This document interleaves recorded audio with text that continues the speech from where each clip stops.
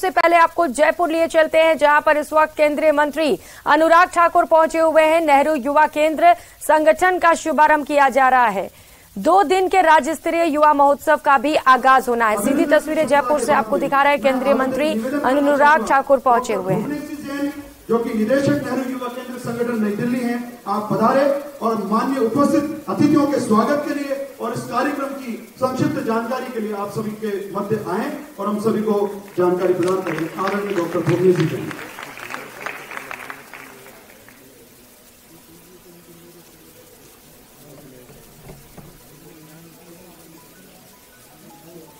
मत करना कोशिश आंधियों, हमें अपने संग उड़ाने की, मैंने उड़ान घमंड के नहीं हौसलों से भरी है।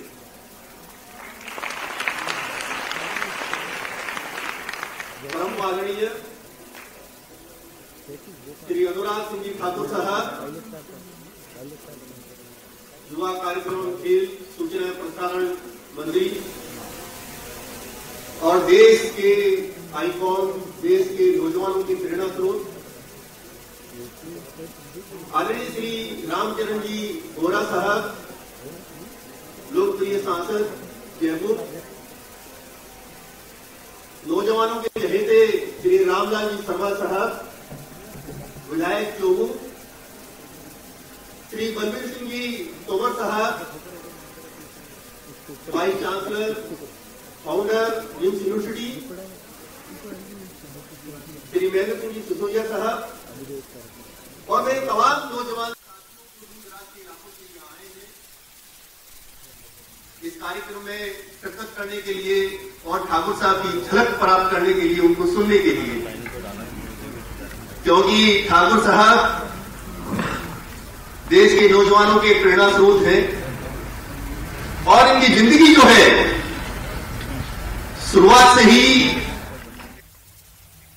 रुक लेते हैं बड़ी खबर का। हिमाचल के कुल्लू से इस वक्त की बड़ी खबर सामने आ रही है, जहां पर एक बड़ा हादसा हो गया। हिमाचल के कुल्लू में 7 इमारतें ढह गई हैं। पूरा का पूरा मोहल्ला सामने खड़ा था और देखते ही देखते 7 मकाने ढह गए। 1 हफ्ते पहले ही खाली करने के नोटिस मिले थे। प्रशासन ने ये नोटिस भेजा था कि जल्द से जल्द इन मकानों को खाली कर दिया जाए, क्योंकि सभी मकान जर्जर हालत के हो चुके थे। हिमाचल प्रदेश के कुल्लू से इस वक्त की बड़ी खबर आपको बता रहे हैं, तस्वीरें आपको दिखा रहे हैं, जहां पर एक बड़ा हादसा हो गया है। यहाँ लैंडस्लाइड के बाद एक साथ कई इमारतें ढह गई। हादसा इतना भयानक था कि यहाँ चीख पुकार मच गई। लोग जान बचाने के लिए भागते हुए नजर आए। दर्जनों मकान के गिरने की खबर है। कई लोगों के मलबे में दबे होने की भी आशंका है। स्थानीय लोग राहत और बचाव कार्यों में जुटे हैं। बताया जा रहा है कि यहाँ एक भवन पर भी खतरा मंडरा रहा है। भारी बारिश के चलते भवन में दरारें आ गई थी। 3 दिन पहले खतरे की वजह से भवन को खाली करवा दिया गया है। हिमाचल प्रदेश के कई जिलों में पिछले 24 घंटे से लगातार बारिश हो रही है। 11 लोगों के मारे जाने की सूचना है। यहाँ 5 नेशनल हाईवे समेत कुल 850 सड़कें बंद हो चुकी हैं। वाहनों को आने जाने में भी काफी दिक्कतों का सामना करना पड़ रहा है। मौसम विभाग ने यहाँ 25 अगस्त तक भारी बारिश का अलर्ट जारी किया है। तो तस्वीरें दिखा रहा है सबसे पहले न्यूज 18 राजस्थान पर। ये एक्सक्लूसिव तस्वीरें सामने आई हैं, जहां पर देखते ही देखते एक एक करके कुल 7 मकान ढह गए हैं। हालांकि प्रशासन की ओर से पहले इसे लेकर एक नोटिस दे दिया गया था और कहा गया था कि इस घर को जल्द से जल्द खाली कर दे, क्योंकि लगातार जिस तरीके से बारिश हो रही है, लैंडस्लाइड हो रहे हैं, इसकी वजह से जो मकान है वो भी जर्जर हो चुके हैं। अब जब ये तस्वीरें सामने आई तो वहां पर चीख पुकार मचती हुई नजर आई। ये वो हिमाचल प्रदेश है जो अपनी खूबसूरती के लिए जाना जाता है, जहां पर बड़ी संख्या में पर्यटक पहुंचते हैं।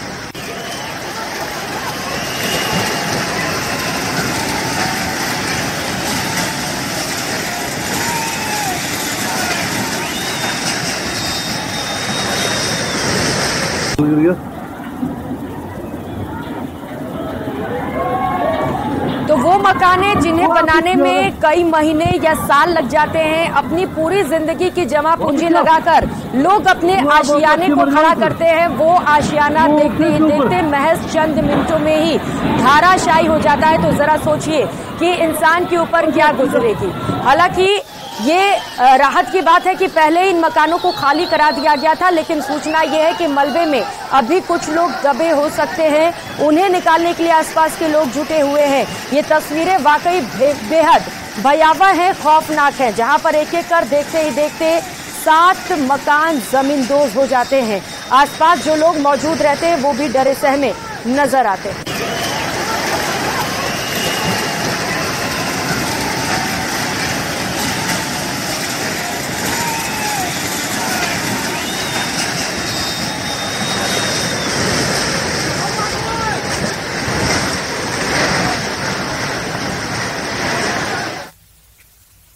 तो वहीं हिमाचल प्रदेश के राजधानी शिमला के आईजीएमसी के न्यू ओपीडी भवन और बी ब्लॉक के स्पेशल वार्ड में पानी भर गया। न्यू ओपीडी भवन और बी ब्लॉक के स्पेशल में पानी भरने के बाद यहां पर लोगों में हड़कंप मच गया था। न्यू ओपीडी के धरातल मंजिल और स्पेशल वार्ड में पूरी तरह से पानी भर गया, जिसकी तस्वीरें भी आपको दिखा रहे हैं। अस्पताल की धरातल मंजिल पूरी तरह से तालाब में तब्दील हो गई। वहीं अस्पताल के स्पेशल वार्ड में भी पानी झरने की तरह बह रहा था। पानी को देखकर यहां पर लोगों ने इधर उधर भागना शुरू कर दिया।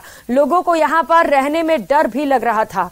न्यू ओपीडी भवन में ये पानी आईजीएमसी के नाले से आया था। आईजीएमसी के प्रिंसिपल के ऑफिस को भी खाली करवा दिया गया। इस ऑफिस को भी पूरी तरह से खाली करवा दिया गया है। इस भवन को भी अनसेफ घोषित कर दिया गया है। इसके बाद इसे खाली भी करवा दिया गया है। अब अस्पताल पर खतरा मंडराने लगा है। सड़कों से नाले के तरफ ये जो पानी बह रहा था वो पानी संजौली से आईजीएमसी आने वाली सड़क पर भी पूरी तरह से पहुंच चुका है, जिसके चलते सड़कें भी बंद हो गई हैं। यहां पर सुबह के समय भूस्खलन होने से सड़क बंद थी। यहाँ पे बहुत ज्यादा बारिश हुई, कुछ सारा पानी अंदर आ रहा था, यहाँ पे पूरा भर गया था अंदर अस्पताल। हाँ जी, यहाँ तक काफी आगे पानी आ गया। साफ कर दिया? हाँ जी, साफ कर दिया। किस तरह की दिक्कत हो रही है शिमला में? बारिश बहुत ज्यादा हो रही है सर, आजकल तो बहुत ज्यादा बारिश हो रही है, बहुत नुकसान हो रहा है, बहुत लैंडस्लाइड हो रहा है आजकल। बहुत ज्यादा बारिश हो रही है, रोड बंद हो रहे हैं और हॉस्टल में भी लोग परेशान हैं, रास्ते बंद है, हॉस्टल भी आ नहीं सकते और यहाँ भी पानी घुस गया था अंदर। कहाँ पर? इस 2-3 मंजिल में हॉस्पिटल में भी। तो पहाड़ों में लगातार आफत की बारिश हो रही है, जिसका असर अब गंगा के मैदानी इलाकों में भी दिखने लगा है। कानपुर में गंगा का जलस्तर लगातार तेजी से बढ़ रहा है। इसकी वजह से ग्रामीणों को सुरक्षित स्थानों पर पहुंचाया जा रहा है। बुधवार को कानपुर डीएम विशाख जी अय्यर ने गंगा बैराज स्थित प्राथमिक विद्यालय, कांशीराम नगर, बाढ़ राहत शिविर और भोपाल पूर्वा गांव का निरीक्षण किया। कांशीराम नगर के 15 परिवारों को बाढ़ राहत शिविर में शिफ्ट किए जाने की भी सूचना है। सिंचाई विभाग और राजस्व विभाग 24 घंटे गंगा के बढ़ते हुए जलस्तर पर नजर रखे हुए हैं। राहत शिविर में समस्त पीड़ित परिवारों का स्वास्थ्य परीक्षण कराते हुए सभी परिवारों को डिग्निटी किट उपलब्ध कराने के लिए कहा गया है। जिन गांवों के संपर्क मार्ग में जलभराव की स्थिति है, उन गांव में आवश्यकता अनुसार ट्रैक्टर अथवा नाव का प्रबंध कराना भी सुनिश्चित किया जा रहा है।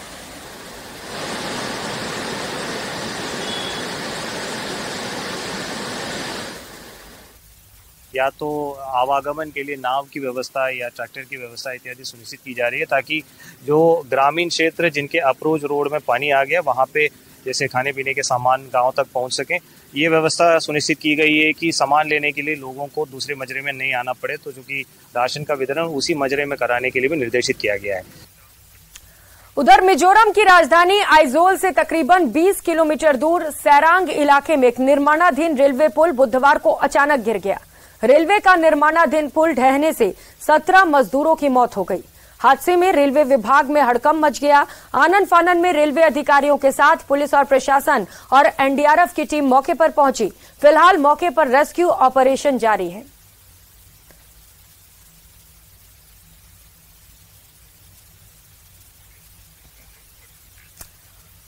पश्चिम बंगाल से खबर है, जहां पर सिलीगुड़ी में नाबालिग लड़की की हत्या को लेकर आज 12 घंटे का बंद घोषित किया गया। सोमवार को सिलीगुड़ी के माटीगाड़ा इलाके में एक सुनसान जगह पर नाबालिग लड़की अपने स्कूल से घर लौट रही थी, तब उसकी हत्या कर दी गई थी। तो तस्वीरें आप देख पा रहे हैं, पश्चिम बंगाल के सिलीगुड़ा से ये तस्वीरें निकलकर सामने आ रही हैं, जहां पर नाबालिग लड़की की हत्या कर दी गई है, जिसे लेकर लोगों की ओर से विरोध दर्ज कराया जा रहा है और बाजारें 12 घंटे तक के लिए बंद कर दी गई हैं। तो लोगों में इस घटनाक्रम को लेकर गुस्सा है। बताया जा रहा है एक नाबालिग बच्ची स्कूल से वापस अपने घर लौट रही थी और इसी दौरान किसी ने उसकी हत्या कर दी। और कर लेते हैं बड़ी खबर का। जयपुर से बड़ी खबर है, मुनेश गुर्जर मामले में इस वक्त का सबसे बड़ा अपडेट आपको बता दें। मुनेश गुर्जर की मुश्किल एक बार फिर से बढ़ सकती है। निलंबन पर हाईकोर्ट की रोक के बाद सरकार एक्शन में है। मंत्री शांति धारीवाल ने डीएलबी डायरेक्टर सहित अफसरों को तलब किया है, जिसके बाद अब मुनेश गुर्जर को विधिक नोटिस देने की तैयारी की जा रही है। अतिरिक्त आयुक्त राजेंद्र वर्मा प्रकरण में विधिक नोटिस देने का फैसला किया गया है।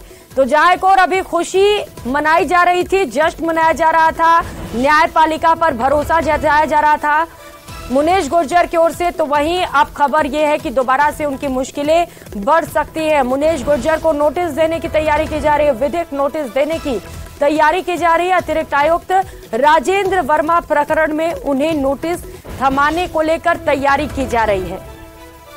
तो डीएलबी डायरेक्टर सहित अफसरों को भी तलब किया गया है। मंत्री शांति धारीवाल ने अफसर से बातचीत की है और अब नोटिस देने की तैयारियां तेज की गई हैं। तो निलंबन पर हाईकोर्ट की रोक के बाद अब सरकार एक्शन में है। सहयोगी रोशन इस वक्त हमारे साथ जुड़ चुके हैं। रोशन, क्या ये माना जाए कि मुनेश गुर्जर की मुश्किलें एक बार फिर से बढ़ सकती हैं? विधिक नोटिस देने की तैयारी की जा रही है सरकार की ओर से।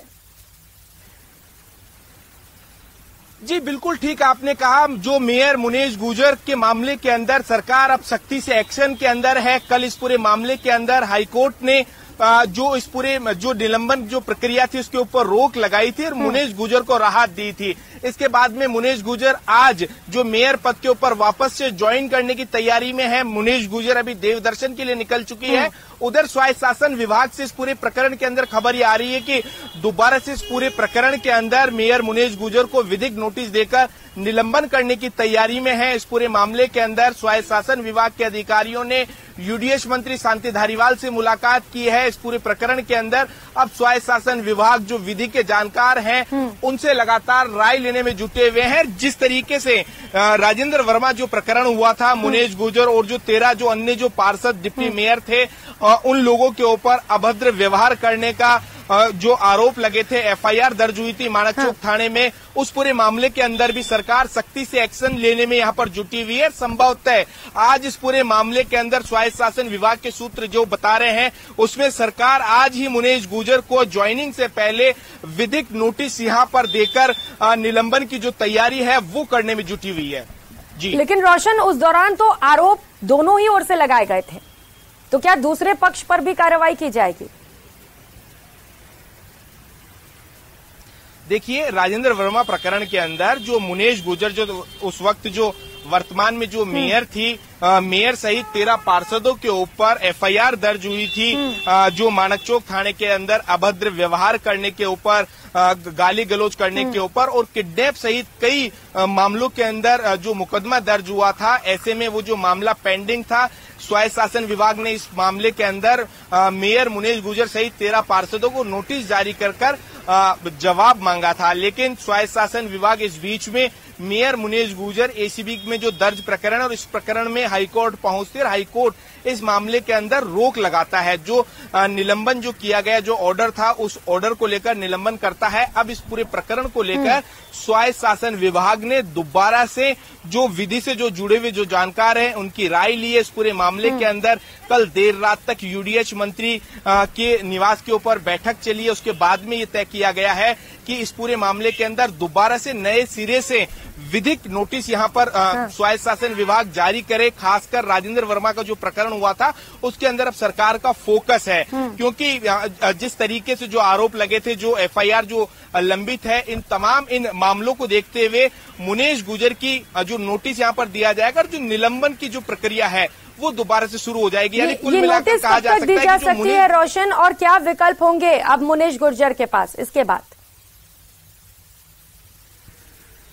देखिए, मुनेश गुर्जर को इस मामले के अंदर राजस्थान नगर पालिका एक्ट 2009 की धारा 39 के तहत दोबारा से नोटिस दिए जाएंगे। ऐसे में मुनेश गुर्जर की जो मुश्किलें हैं वो कहीं ना कहीं फिर से बढ़ सकती है। जिस ठीक है रोशन, तो आप नजर बनाए रखिएगा इस पूरी घटनाक्रम पर। बहुत शुक्रिया आपका तमाम जानकारियों के लिए। राजसमंद से बड़ी खबर सामने आ रही है, ज्वेलर्स के साथ लूटपाट का मामला और मामले को लेकर बड़ा अपडेट आपको बताते चले। व्यापारिक संगठनों ने 1 बजे तक बंद का आह्वान किया है। बंद का शहर में व्यापक असर देखने को मिल रहा है। घटना के 24 घंटे बाद भी पुलिस के हाथ अब तक खाली हैं। विधायक माहेश्वरी ने पीड़ित परिवार से मुलाकात की। व्यापारी विरोध रैली निकालकर कलेक्टर को ज्ञापन भी सौंपेंगे। बीजेपी नेता और कार्यकर्ता भी प्रदर्शन करेंगे। तस्वीरें आपको दिखा रहे हैं जहां पर लूटपाट की घटना को अंजाम दिया गया है और इसे लेकर लगातार लोगों में गुस्सा बढ़ता चला जा रहा है। तो वहीं दूसरी ओर बीजेपी भी इसे लेकर अब मामले को और भी ज्यादा गर्म करने के लिए उसकी ओर से भी प्रदर्शन किया जा रहा है। कार्यकर्ता भी हुंकार भरेंगे और सड़कों पर नजर आएंगे। बाजार बंद को लेकर भी आह्वान किया गया, जहां पर 1 बजे तक के लिए बाजार बंद कर दिए गए हैं। व्यापक असर देखने को मिल रहा है। तस्वीरें आपको दिखा रहे हैं जहां पर एक ज्वेलर्स के साथ लूटपाट की गई और इसके बाद से ही लगातार लोगों में गुस्सा बरकरार है। लॉ एंड ऑर्डर पर सवाल खड़े हो रहे हैं।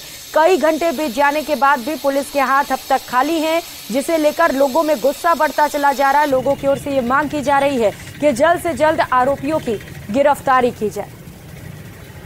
तो राजसमंद से बड़ी खबर आपको बता रहे हैं। तस्वीरें भी लगातार दिखा रहे हैं जहां पर गुस्से में लोग सड़कों पर उतरे हुए हैं। लोगों की ओर से प्रदर्शन किया जा रहा है। एक और बड़े प्रदर्शन की भी तैयारी है। बाजार भी बंद किए गए हैं और विरोध दर्ज किया जा रहा है। ज्वेलर्स के साथ लूटपाट मामले में पुलिस के हाथ अब तक खाली है। पुलिस को कोई सुराग हाथ नहीं लगे। ऐसे होगी अल्केश हमारे साथ जुड़ चुके हैं। अल्केश, 24 घंटे से ज्यादा का वक्त बीत चुका है, पुलिस के हाथ अब तक खाली है। किस तरीके से प्रदर्शन किया जाना है वहां पर लोगों की ओर से, क्योंकि गुस्सा देख पा रहे हैं हम लोगों में? जी, मैं आपको बता दूं कि जो ज्वेलर्स के साथ लाखों रुपए कैश और लाखों रुपए के सोने और चांदी की जो लूट हुई थी दिन दहाड़े, इस घटना को लेकर आज राजसमंद जिले के समस्त व्यापार मंडलों में आक्रोश देखा जा रहा है और सभी व्यापारिक संगठनों ने आज राजसमंद बंद का आह्वान किया है, जिसका व्यापक असर भी देखा जा रहा है। फिलहाल की अगर बात की जाए तो विधायक दीप्ति माहेश्वरी भी जो प्रदर्शनकारी है उनके साथ सड़कों पर उतरी और उन्होंने भी पैदल मार्च किया और सरकार के खिलाफ नारेबाजी की। व्यापारी संगठन के जो सदस्य हैं वो विरोध रैली निकाल रहे हैं, वहाँ पैदल और वाहनों के साथ पूरे नगर में रैली निकालते हुए वो कुछ देर बाद वो कलेक्ट्रेट पर पहुंचेंगे और यहाँ पर जो राज्य कलेक्टर को ज्ञापन सौंपेंगे। वहीं अगर पुलिस लूट की बात की जाए तो लूट के 24 घंटे गुजरने के बाद भी पुलिस के हाथ में सीसीटीवी फुटेज और कई जो इलेक्ट्रॉनिक एविडेंस पुलिस को मिले थे, लेकिन जो माना जा रहा था जिस त्वरित गति से कार्रवाई होनी चाहिए थी, उस त्वरित गति से कार्रवाई पुलिस नहीं कर पाई। इस कार्यशैली को लेकर कहीं न कहीं लोगों में जो रोष व्याप्त है वो रोष बिल्कुल अल्केश, जिस तरीके से दिन दहाड़े लूटपाट की वारदात को अंजाम दिया गया है, लोगों में रोष है और डर भी है कि आगे कोई भी इस तरीके से शिकार हो सकता है अगर पुलिस का खौफ नहीं रहा। बहुत शुक्रिया आपका तमाम जानकारियों के लिए। अगली खबर का रुख करेंगे। दौसा से खबर है जहां पर पुलिस पे फायरिंग मामले में अपडेट सामने आ रहा है। वारदात के 25 घंटे बाद भी पुलिस के हाथ खाली है। आरोपी के बारे में पुलिस को एक खास इनपुट मिला है। इनपुट के आधार पर पुलिस दबिश दे रही है। पुलिस सूत्रों के अनुसार ये बड़ी खबर सामने आ रही है कि शीघ्र ही दौसा पुलिस को बड़ी सफलता मिलेगी। पुलिस ने फायरिंग के दोनों आरोपियों को नामजद कर लिया है। भरतपुर के ये दोनों आरोपी बताए जा रहे हैं। आईजी और एसपी की निगरानी में सर्च ऑपरेशन लगातार जारी है। तो पुलिस पर फायरिंग के मामले में दौसा पुलिस के हाथ अभी भी खाली हैं। घटना के दूसरे दिन भी पुलिस के द्वारा आरोपियों की तलाश के लिए सर्च अभियान चलाया जा रहा है। वहीं पुलिस ने दोनों आरोपियों को नामजद कर लिया है। आरोपी भरतपुर जिले के बताए जा रहे हैं। ऐसे में अब दौसा पुलिस भरतपुर में जगह जगह पर दबिश दे रही है। आरोपियों के परिजनों और उनके संपर्क में रहने वाले लोगों से भी पूछताछ की जा रही है। पुलिस का कहना है कि जल्द ही आरोपी पुलिस के गिरफ्त में होंगे। इधर सर्च अभियान के लिए जयपुर ग्रामीण और अलवर से भी अतिरिक्त पुलिस जाब्ता और पुलिस अधिकारी बुलवा लिए गए हैं। तकरीबन 500 पुलिसकर्मी सर्च अभियान में जुटे हुए हैं, जो खेतों में और बेहड़ों में आरोपियों की तलाश कर रहे हैं। मामले को 24 घंटे से अधिक का समय हो चुका है। दौसा पुलिस के हाथ अभी खाली हैं, लेकिन पुलिस को अभी खास इनपुट भी मिले हैं। भरतपुर के आरोपी बताए जा रहे हैं और दौसा पुलिस की टीमें भरतपुर में जगह जगह दबिश दे रही हैं। हम इस समय रेटा गांव में खड़े हैं और ये वही लोकेशन है जहां कल पुलिस और बाइक चोरों के बीच मुठभेड़ हुई थी और इस मुठभेड़ में प्रहलाद सिंह जो डीएसटी का कांस्टेबल था उसके सिर में गोली लगी थी। अभी भी यहाँ पर दौसा पुलिस की टीमें तैनात है। हालांकि खेतों में सर्च अभियान चल रहा है। सैकड़ों की संख्या में जो पुलिसकर्मी है वो खेतों में है।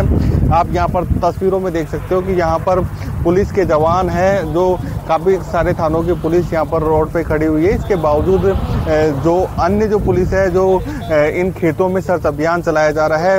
न केवल दौसा पुलिस बल्कि अलवर और जयपुर ग्रामीण से भी पुलिस का अतिरिक्त जाब्ता बुलाया गया है। रात को काफी देर तक यहाँ पर एडीजी दिनेश एमएन दौसा रहे थे और उस दौसा जो जयपुर रेंज के आईजी हैं और दौसा के एसपी हैं वो लगातार नेतृत्व कर रही हैं। 24 घंटे से अधिक समय हो चुका है। पुलिस की कोशिश है कि शीघ्र ही इन आरोपियों को गिरफ्तार किया जाए। हालांकि जो आरोपी हैं वो भरतपुर जिले के रहने वाले बताए जा रहे हैं। इसी आधार पर पुलिस आरोपियों के परिजनों तक पहुंच गई है, उनसे पूछताछ कर रही है। साथ ही जो आरोपी हैं उनको गिरफ्तार करने के लिए जगह जगह दबिश भी दी जा रही है। आशीष शर्मा, न्यूज़ 18, रेटा, दौसा। तो वहीं दौसा में बदमाशों के द्वारा पुलिस पर फायरिंग करने के मामले में पुलिस महानिदेशक क्राइम भी दौसा पहुंच गए हैं और उन्होंने कई घंटे तक पुलिस पर फायरिंग मामले को लेकर जांच पड़ताल की। साथ ही घटनास्थल पर जाकर मौका मुआयना भी किया।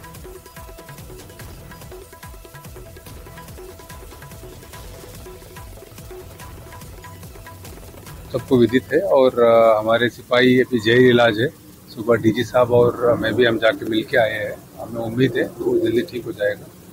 और उसके बाद आईजी साहब और एसपी मैडम ने सुबह से कॉम्बिंग कराई है, नाकाबंदी कराई सब जगह से। कुछ इनपुट्स इनके पास है और अभी इस बिहड़ में अभी शाम को एक लोकेशन मिली थी बदमाश की और करीब 300-400 पुलिस वालों से इसको बिहड़ को घेरा था और अभी भी उम्मीद है शायद यहीं छुपा हुआ है। और रात भर गाँव वाले भी पूरा सपोर्ट कर रहे हैं हम लोगों को, ग्रामीण सभी साथ में है और हमें उम्मीद है जल्दी इस केस को भी खोलेंगे, इनको भी पकड़ेंगे। नहीं, उनकी तो वेपन जो अभी क्योंकि वो मिले नहीं, वेपन बरामद नहीं हुआ है, ठीक है, तो वेपन का जब पकड़े जाएंगे तभी पता चलेगा। और पुलिस ने जब चैलेंज किया तो पुलिस के ऊपर फायर किया, पुलिस ने भी फायरिंग की। उसके बाद उसकी एक फायरिंग से हमारे सिपाही घायल हुआ है और आईजी साहब और एसपी मैडम ने काफ़ी मेहनत की है इसमें। उम्मीद है जल्दी पकड़े जाएंगे। रुक कर लेते इस बीच मिल रही एक और बड़ी खबर का। गुजरात के कच्छ से बड़ी खबर है। 194 करोड़ के हेरोइन कांड मामले को लेकर इस वक्त का बड़ा अपडेट आपको बताते चले। लॉरेंस को तिहाड़ जेल से गुजरात ले जाया गया था। गुजरात एटीएस ने नलिया कोर्ट में पेशी की है। एटीएस आगे की रिमांड पर लॉरेंस को ले सकती है। लॉरेंस ने पाकिस्तान से ड्रग्स मंगवाया था। तो कुल 194 करोड़ के हेरोइन कांड को लेकर इस वक्त की ये सबसे बड़ी खबर गुजरात के कच्छ से आपको बता रहे हैं, जहां पर लॉरेंस को कोर्ट में पेश किया गया है और एटीएस आगे की रिमांड पर ले सकती है। पूरे मामले को लेकर गहनता से पूछताछ की जानी है। और इस वक्त राष्ट्रीय लोकदल की प्रेस कॉन्फ्रेंस चल रही है। राष्ट्रीय लोकदल के महासचिव प्रेस कॉन्फ्रेंस कर रहे हैं, सीधे लिए चलते हैं।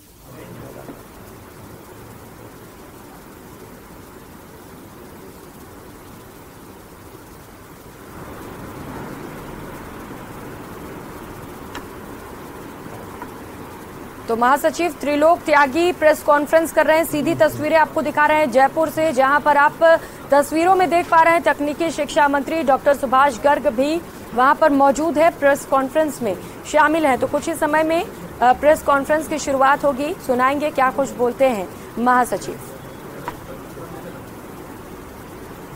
राष्ट्रीय लोक दल की ओर से ये प्रेस कॉन्फ्रेंस की जा रही है। कई अहम बिंदुओं पर यहां पर मीडिया से मुखातिब होते हुए महासचिव नजर आएंगे, जो इस वक्त प्रेस कॉन्फ्रेंस में शामिल हैं। राष्ट्रीय लोकदल के महासचिव यहां पर प्रेस कॉन्फ्रेंस कर रहे हैं त्रिलोक त्यागी, जो कई अहम बिंदुओं पर मीडिया से बातचीत करेंगे। उनके साथ साथ तकनीकी शिक्षा मंत्री डॉक्टर सुभाष गर्ग भी मौजूद हैं। 11:30 बजे की आपको खबर नहीं लगी? अरे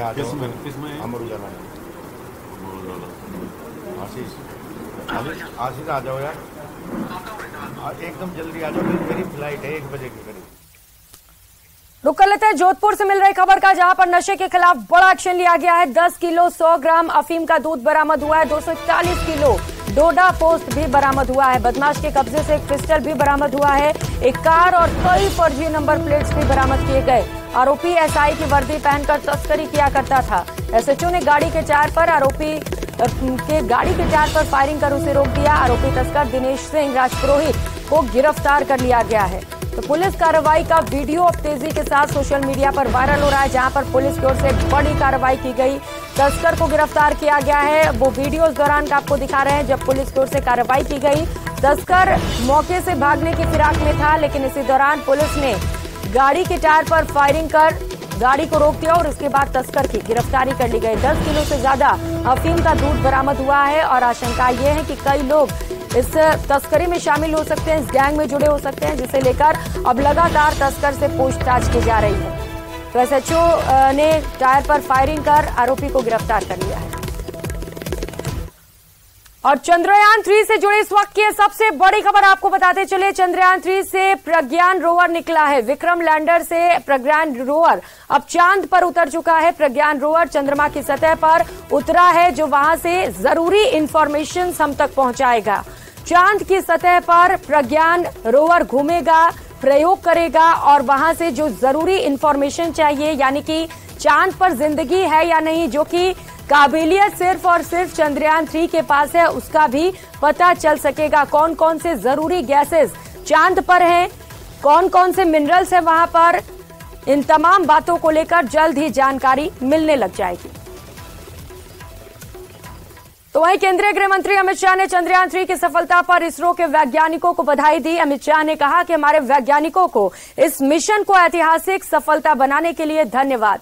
ये ऐतिहासिक उपलब्धि न केवल भारतीय प्रतिभा की शक्ति का प्रमाण है, बल्कि अंतरिक्ष के क्षेत्र में एक वैश्विक नेता के रूप में उभरने के लिए भारत की यात्रा की शुरुआत है। गौरव का दिन है।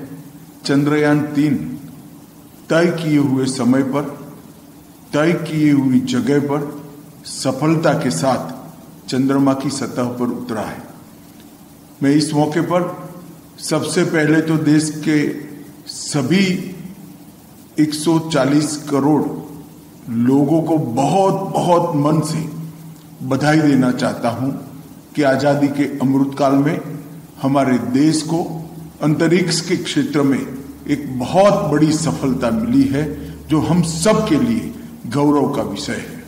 इसके साथ अथक मेहनत और बहुत बारीकी से प्लानिंग कर चंद्रयान को सफल करने वाली टीम चंद्रयान के सभी वैज्ञानिकों और सभी इंजीनियरों को भी मैं हृदय से बहुत बहुत बधाई देना चाहता हूं।